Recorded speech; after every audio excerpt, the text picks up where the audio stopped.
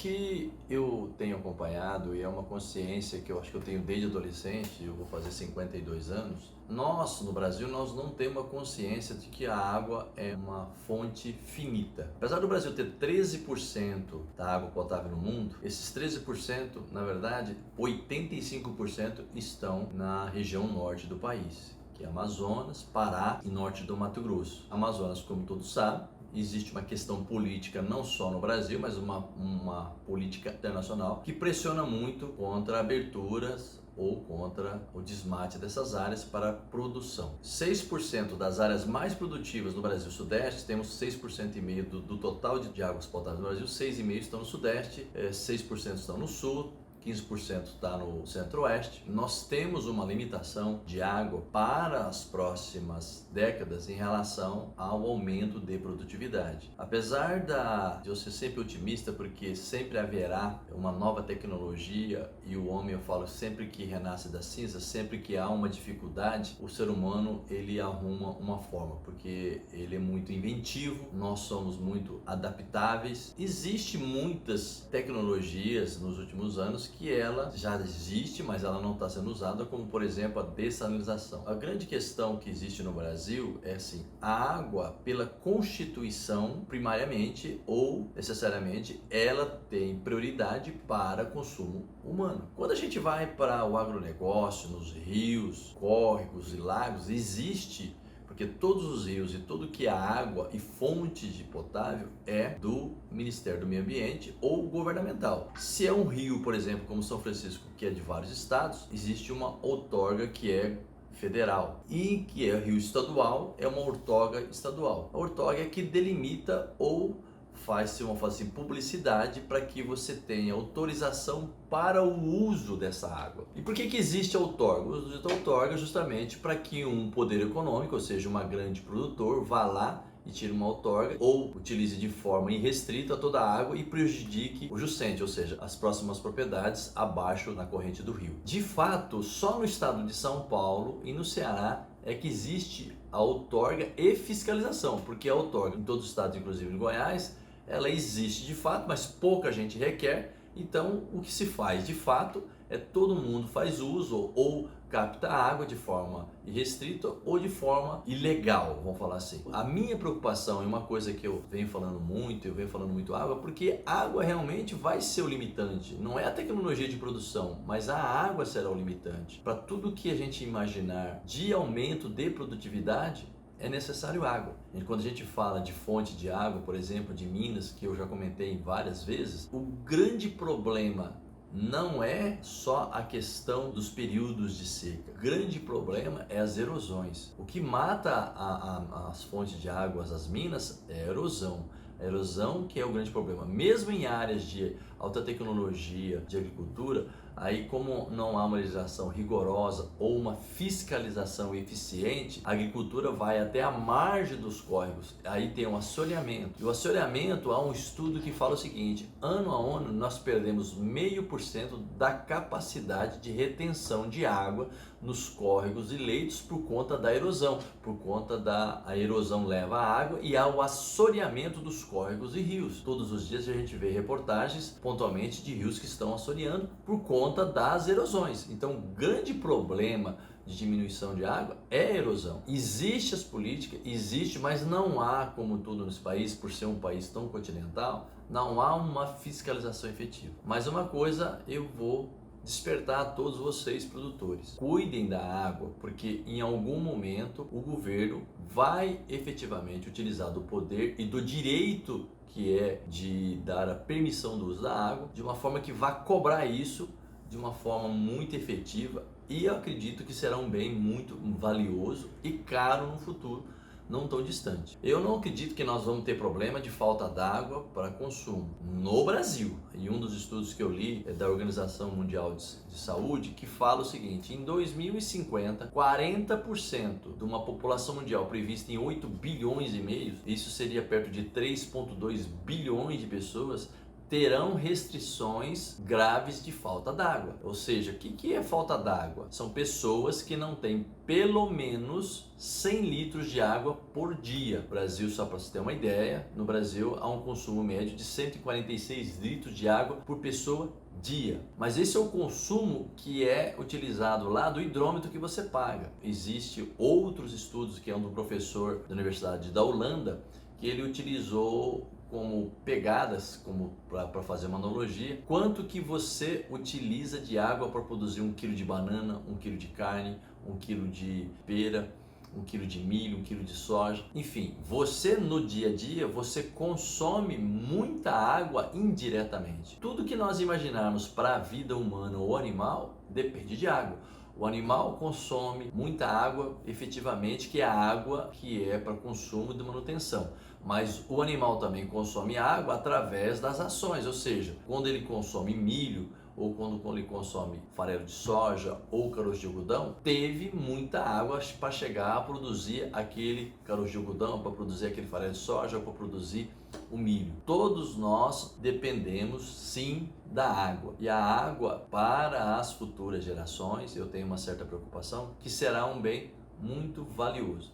E no que tange especificamente as políticas dos governos, o governo não está muito preocupado, na verdade, por enquanto, com a política de fiscalização para o agronegócio, mesmo porque o agronegócio é o que traz mais divisa, ou seja, traz dólar para as contas do governo. Então, o que acontece? De fato, é uma preocupação muito maior nas cidades. Por quê? Há uma tendência no mundo inteiro de urbanização. No Brasil, a tendência é que até 2030 nós tenhamos 91% nas cidades. E nas políticas, que é o grande problema, na verdade, é o problema de esgoto a céu aberto, rios poluídos, falta de esgoto, falta de tratamento, falta de reuso. Então, assim, nós temos graves problemas a serem enfrentados com qualidade de água para a população das cidades.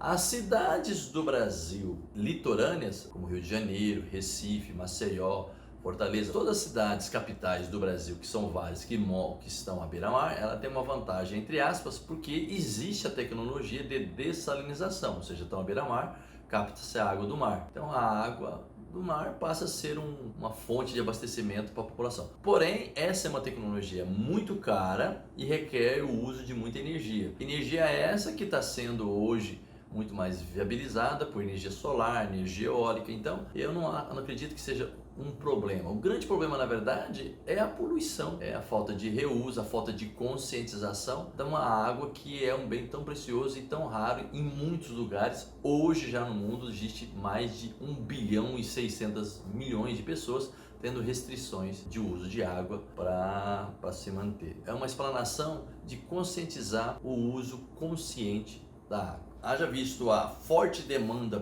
por alimento, principalmente da Índia, haja visto que a projeção é que em 2030 nós tenhamos por volta de 8 bilhões e meio de pessoas, sendo 4 bilhões de asiáticos, prevendo que a economia volte a uma certa normalidade. Há uma previsão que 60% dessa população da Ásia, ou população como o mundo todo, mesmo na África, houve um aumento nos últimos 20 anos da população entrando na classe média. Classe média são pessoas que ganham entre 10 e 100 dólares por dia. Mas por que tanta discrepância? É pelo poder de aquisição de cada país. Na Indonésia, por exemplo, um espeto lá de rua custa uns 50, no Brasil custa 5. Então, o uso da água, economicamente falando, é um bem que vai ser muito explorado diante da forte demanda por alimento desses países, principalmente pelo crescimento da demanda na Ásia. E, em particular, claro, a China, que é a maior população, que tem 1 bilhão e 400 milhões de pessoas ávidas por alimento. Então, o que acontece?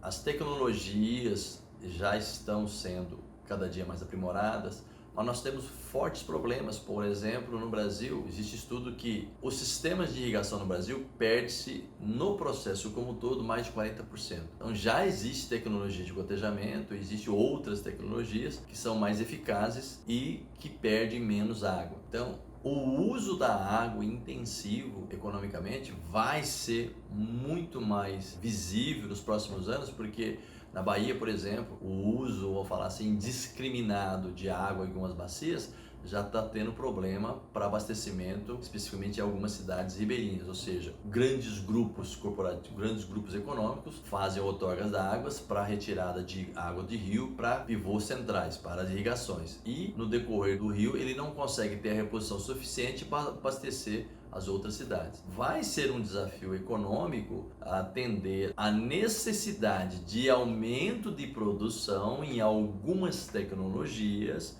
e ao mesmo tempo ter essa água de sobra para a população. Do ponto de vista econômico, a água que a gente não dá tanto valor, porque a gente acha que a gente não paga por ela no campo, em algum momento, como já falei em outros vídeos, nós seremos taxados. Então, mas por que eu fico falando toda hora que vai ser taxado, não pode acontecer isso, pode demorar 10 ou 15? É porque é uma questão óbvia. É porque a partir do momento que começar a ter restrições de córrego, de fornecimento de água para a população tem a prioridade. Então vai haver uma regulamentação e uma maior fiscalização no uso dessa água. Por isso que eu falei em um outro vídeo, plante água. E quando a gente fala plantar água, parece que é uma coisa simples, é só proteger as nascentes. Não é tão simples. No mundo, eu não sei quantos biomas tem, mas cada bioma, cada solo, especificamente cada região, existe uma particularidade. Ninguém sabe, mesmo os biólogos, não sabem como que funciona a vida do solo ou o bombeamento da planta naquele local onde tem as minas, né, onde tem as nascentes. Então, sabe-se sim que a erosão é um causador da eliminação de água, ou seja, da diminuição dessas minas. A erosão é o maior efeito que prejudica a uma mina d'água. Então, a erosão tem que ser combatida. Mas como é que a gente planta efetivamente? Que tipo de planta? Quanto tempo demora? Se você consegue renovar essas minas? A gente não sabe ainda. A gente tem muitos estudos hoje sendo feitos, e especificamente na Holanda, existe um modelo, é como se fosse um programa que consegue entender e avaliar quanto tempo você consegue voltar e fornecer água em abundância ou estabelecer minas que estavam antes degradadas. Mas é num bioma específico. Então não existe para todos os biomas esses estudos ou esse planejamento que possa ser feito uma avaliação e você possa fazer esse investimento e recuperar. Muitas das águas que se perde, a gente não sabe quanto tempo demora. E muito dos problemas é a falta de consciência realmente de proteção. É óbvio e é fato que nós precisaremos sim de muito mais água nos próximos anos ou nas próximas décadas para continuar alimentando toda essa população mundial que cresce ano a ano. Aí a gente fica imaginando a grande dificuldade ou as pessoas já marginalizadas, como os moradores de rua ou pessoas que moram na periferia e não têm acesso à água em momentos de restrição hídrica, como períodos de seca, por exemplo, como nós passamos. Essas pessoas não têm água de qualidade ou às vezes não têm nem água e nem sabão. A pandemia, do ponto de vista da saúde pública, a água, ela impactou diretamente na prevenção e qualidade das pessoas mais marginalizadas e mais carentes. O grande problema da pandemia foi, ela retratou a realidade dos países mais pobres, os países da América Latina, países da África, por exemplo. Esses países vão continuar sofrendo muito por questões de sanidade, ou seja, não tem esgoto, não tem tratamento de esgoto, não tem tratamento de água, águas quando chegam com má qualidade, chegam com pouca água e de má qualidade. É um problema muito grave e muito triste saber que populações no mundo inteiro estão sofrendo falta d'água que poderiam principalmente salvá-las ou protegê-las como princípio básico de cuidado contra o coronavírus. Do ponto de vista negativo, impactou muito a exposição de saber que realmente a água ela não é para todos, para quem tem dinheiro, para quem está nas regiões urbanas ou regiões que são classe nobre, essas não sofrem porque elas têm condições de comprar a água ou a água vem de uma forma artificial, como poços semi-artesianos. Que sofrem realmente são as zonas periféricas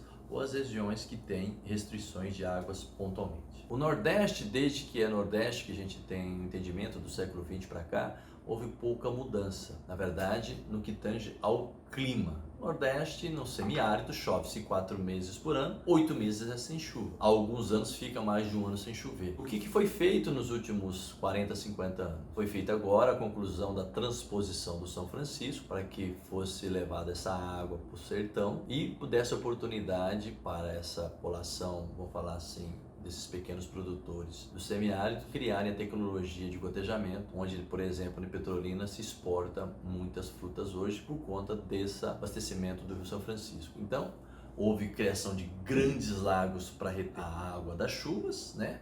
Das épocas de águas, de chuva. Então, houve um incremento, mas continua sendo semiárido, continua sendo uma região extremamente pobre. O que acontece de fato com o clima? É que o clima são sazonais, ou seja, tem épocas anos que chovem mais e anos que chovem menos. E a questão não é nem chover mais, chover menos. A intensidade ou a distribuição das chuvas no ano, elas são diferentes. Esse ano, por exemplo, ano de 2020, choveu muito no mês de fevereiro, talvez mais de 40, talvez 35, 40% da pluviosidade do ano choveu dentro de um mês. E isso é muito desperdiçado, porque você não consegue depois, a água ela não fica retida ali na superfície do solo, então ela se perde, vamos falar assim, para a planta. Então nós passamos um período muito longo de estiagem. Então o que é clima, na verdade, para os próximos anos é assim: o que é fato? Aumentou-se muito a temperatura, o clima está mais quente e seco. Então